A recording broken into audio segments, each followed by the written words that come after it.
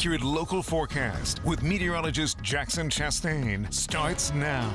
Staying chilly outside, 41 degrees here at Middletown, and I mentioned this earlier this morning. Today is going to be a little bit of a regression, mostly because we've got all this cloud cover. Not only that, we've got showers making their way into the region. When you get stuff like that, it makes it really hard for temperatures to actually warm all too much higher. You're not getting the sunlight that you need in order for temperatures to go up. And so we're stuck right now in the low 40s, and we probably aren't going to warm all that much further. In fact, the mid 40s, that's about our upper limit, the upper bound of what we're expecting for temperatures today. Now, thankfully, it is cold. Winds will be at a minimum, so you're not going to have to deal with wind chill or anything like that.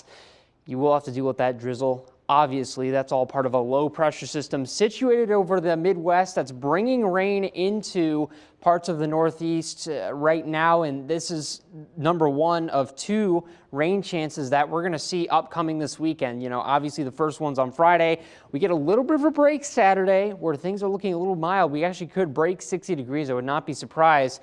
And then Sunday, that's when the floodgates open. And they really won't even open that much because we're not expecting that much rain, and I'll touch on that. But for today's rain chance, really coverage is going to maximize, and your heaviest stuff is going to arrive closer to the mid to late afternoon. And then once you get to dinner time, things start to fizzle out a little bit. Later in the evening, things are really starting to dry up, and then the overnight, you should be good to go. And Saturday will be a pretty decent day, certainly not the prettiest with all the cloud cover, but you take what you can get.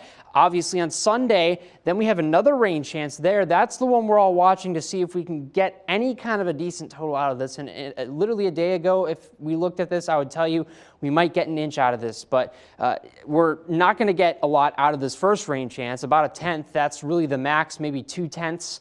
Now it's looking like about half an inch of rain is what we'd expect out of this second rain event on Sunday. So definitely not a drought buster. Again, we take what we can get, but with deficits upwards of 7-8 inches at times, it's really, really hard to climb back out of that when the rain chances you're getting are not dropping a whole lot in terms of totals. So thankfully the drought itself has not necessarily worsened in the latest drought report that we got yesterday. So that's some good news there. But the clock is ticking, time is running out for us to actually close in on that gap, and it's looking increasingly likely like we won't, because next week we don't have anything much in terms of rain chances, and we drop down into the 40s and 20s, back to that cold weather that we had earlier on, Seth. And all I can say is people got to go and enjoy that Saturday.